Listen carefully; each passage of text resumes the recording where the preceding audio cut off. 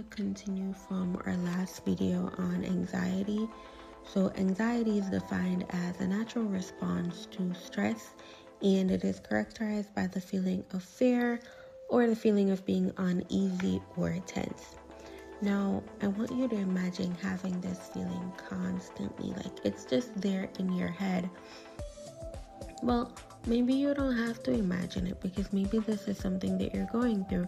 This might be something that you're living through, And if that is, I'm here. I'm going through the same thing, so we can go through it together. Okay? Now, that fight or flight mode, what's going through your mind? What are you thinking about? What do you do next? Like, it can feel so hard at times, especially in times when it seems as if nothing is going the way that you were expecting it to go. Your digital livelihood could be threatened. Your social connections could be threatened. Your physical health could be threatened. Like, everything just seems to be crumbling all at once, and then that can put you in a state of emotional overload, that constant state of high alert. Like, everything just keeps going and going and going, and things are happening, and you have to process everything that's going through your head. That feeling of worry, that nervousness that you're gonna have, wondering what's gonna happen next. Like,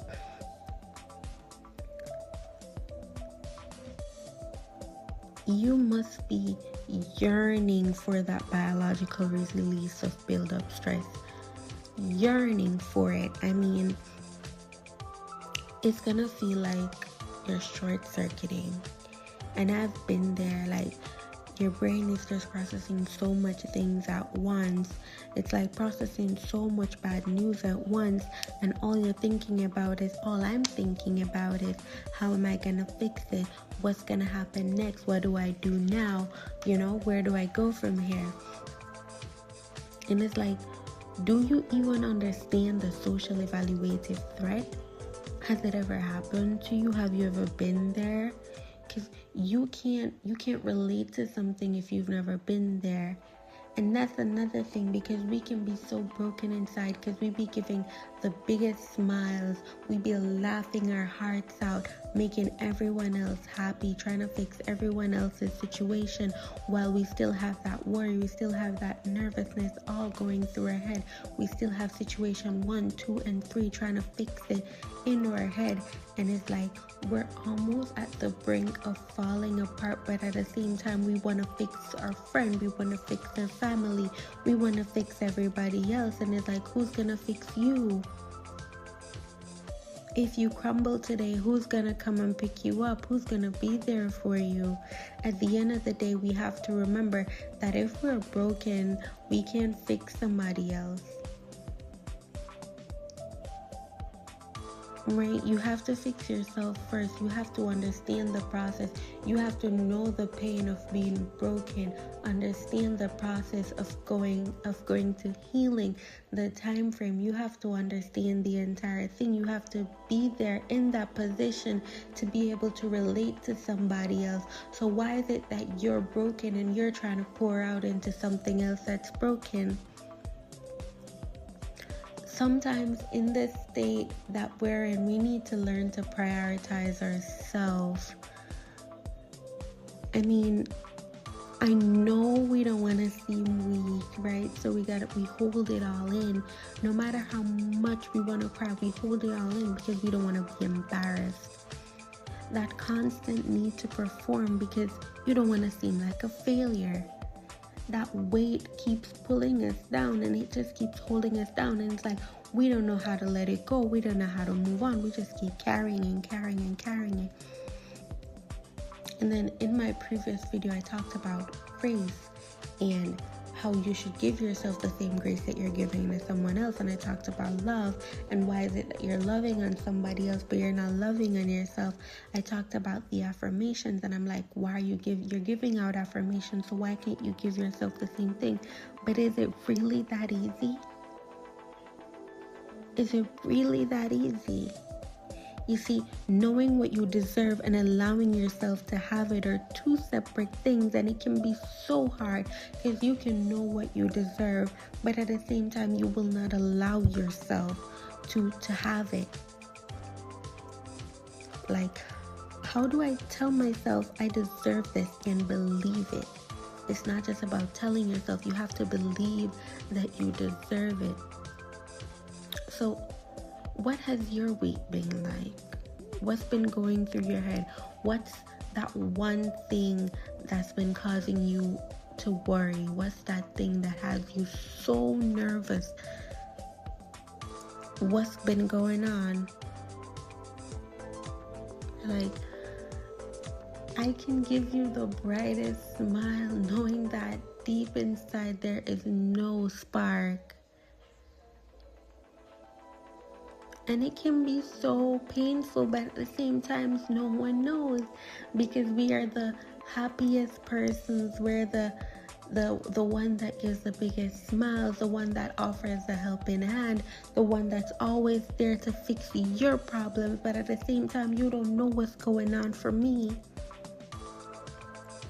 And it's like, I have to remind myself of Jeremiah 29 verse 11, where it says, "For I know the plans I have for you, declares the Lord, plans to prosper you, not to harm you, plans to give you hope and a future." And then I also remember there's a songwriter that says, God will break you to position you, God will break you to promote you, and He'll break you to put you in your right place. But when He breaks you, He does it with grace.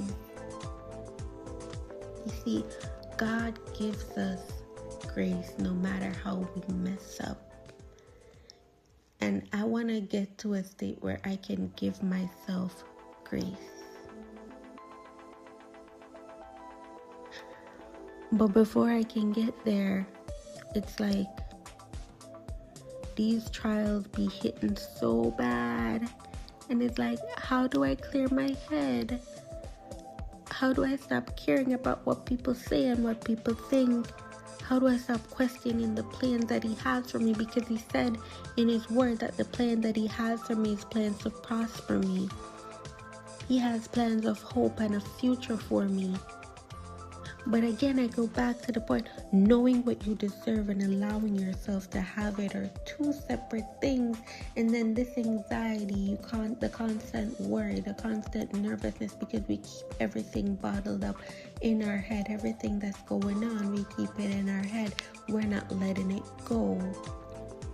So if we walk with that constant fear, if we walk around with that constant worry, if we always have that nervousness, we have all of that on our shoulders and in our heads, how can we walk knowing that there's a plan of hope and a plan of future out there for us? You see, I think we need that release, that biological release. It is needed, but it can be so hard. Because I remember there are times when I wanted to cry so bad. The tears were there. I wanted to cry so bad, but I was more concerned about what someone else would say. I was more concerned about someone else seeing me cry, and then they'd be like, "Oh, I want to you. We're built so far." That fear keeps me from that release, and it's like, it is so needed. But I don't think this is something that's going to be resolved in one day. It is something that's going to take time. We just need to work on it. And then eventually it will get better. It's going to go away. But for right now, this is where I'm at. Trying to remind myself of Jeremiah 29 verse 11 and remind myself of those songs, and trying to let myself know that I deserve grace. I deserve to be loved. I deserve to be poured into just as I pour into anyone else. I deserve to let the worries of this life go. I deserve to be free from nervousness and the fear, the constant fear. I deserve that. But the steps to get to it, well, lovelies, let's just figure it out together. Well, I want to thank you guys for staying tuned for this video. That's all I have for today. And if you stayed this far throughout the video, if the words that I said resonated with you, please leave a comment down below telling me what you thought about today's session. Subscribe to the channel if you have not yet subscribed. Turn the notification bells on. Again, this is a follow-up to the first video that I dropped. So, thank you for being with me on the journey so far. I do appreciate you guys. Stay tuned for our next video.